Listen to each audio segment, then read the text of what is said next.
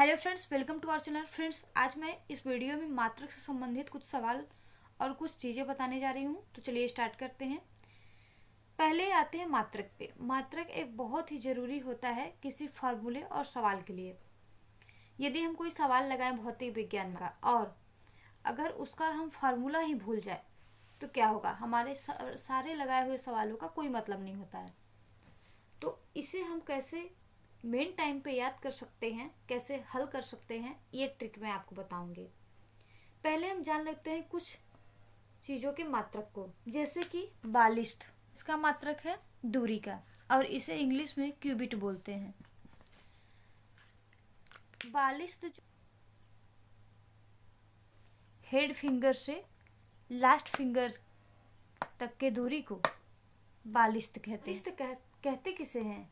जो हम हमारे एक हाथ के अंगूठे से लेकर कनिष्ठिका उंगली तक के बीच की दूरी को बालिश्त कहते हैं। कुछ बेसिक मूल राशि और उनके मात्रक हमें पता होना चाहिए। जैसे लंबाई का मूल मात्रक होता है मीटर। द्रव्यमान, जिसे इंग्लिश में मास कहते हैं, उसका मूल मात्रक होता है किलोग्राम। टी से टाइम यानी कि समय, उसका मूल मात्रक होता है सेकेंड। ईसी यानी कि इलेक्ट्रिक करंट, विद्युत धारा का मात्रक होता है एम्पियर। इसी तरह से कुछ और मात्रक को देख लेते हैं। ये हमारे कुछ और मूल राशियां हैं। ताप यानी कि टेम्परेचर, इसका मात्रक होता है केल्विन। ज्योति तीव्रता, इसका मात्रक होता है कैंडिला। और पदार्थ की मात्रा का होता है मात्रक मोल। तो अब चलिए हम आते हैं अपने मेन क्वेश्चन पे कि कैसे किसी फॉर्मूले से हम उसका मात्रक ज्ञात कर सकते हैं। जैसे यहाँ आपको शक्ति का मात्रक ज्ञात करना है तो पहले हमें शक्ति का फॉर्मूला पता होना चाहिए। शक्ति, जिसे इंग्लिश में हम पावर कहते हैं, तो शक्ति का फॉर्मूला होता है W/T। W/T। अब W का मात्रक क्या होता है? W यानी कार्य, कार्य का मात्रक होता है जूल।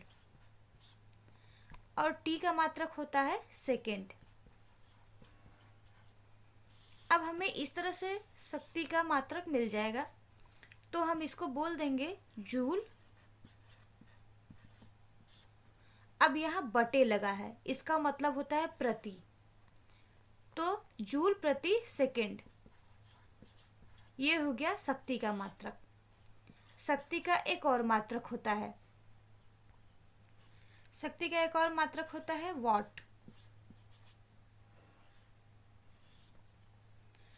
और 1 हॉर्स पावर बराबर होता है 746 वाट।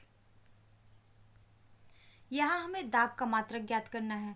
तो दाब का मात्रक होता है, अब हमें दाब का मात्रक तो पता ही नहीं है, अब हम इसे ज्ञात कैसे करेंगे? तो पहले हम दाब का फॉर्मूला लिखेंगे। तो दाब बराबर होता है F/A। F यानी कि पृष्ठ के लंबवत बल और A यानी कि पृष्ठ का क्षेत्रफल। तो F बल का मात्रक क्या होता है? तो बल का मात्रक होता है न्यूटन। और A यानी कि क्षेत्रफल, क्षेत्रफल का मात्रक होता है वर्ग मीटर। अब हम इसे कैसे लिखेंगे? तो हो जाएगा न्यूटन बटे का मतलब प्रति, अब यहाँ पे वर्ग मीटर। वैसे दाब का एक और मात्रक होता है, उसे कहते हैं पास्कल।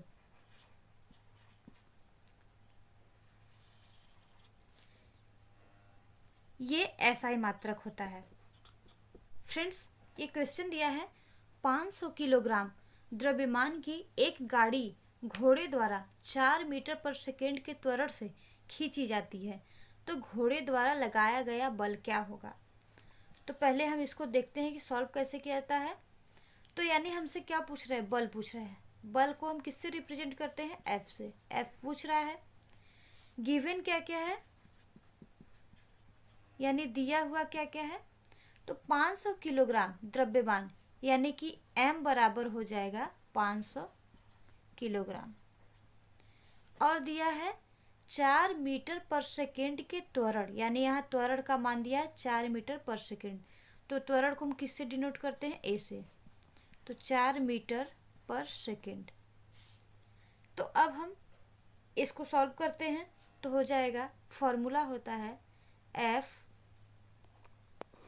Upon M A. तो m का मान हो गया 500, a का मान हो गया 4। तो ये कितना हो गया? 4 5 20। बल का मात्रक होता है न्यूटन। इस तरह से आप सवाल को सॉल्व कर सकते हैं। फ्रेंड्स, आपने ये तो देख लिया कि हम फॉर्मूले से कैसे मात्रा ज्ञात करते हैं। अब हम देखते हैं फॉर्मूले से हम कैसे डेफिनेशन निकालते हैं। तो अब हम यहाँ पे दाब का डेफिनेशन ज्ञात करेंगे। तो यहाँ पर है दाब P और यहाँ पे बल है F और यहाँ पे क्षेत्रफल है A। तो यहाँ पे हो जाएगा कि 1 मीटर स्क्वायर क्षेत्रफल का होता है मात्रक मीटर स्क्वायर। तो 1 मीटर स्क्वायर क्षेत्रफल पर अभिलंब रूप से यानी कि लंबवत रूप से कार्य करने वाला 1 न्यूटन बल का मात्रक होता है।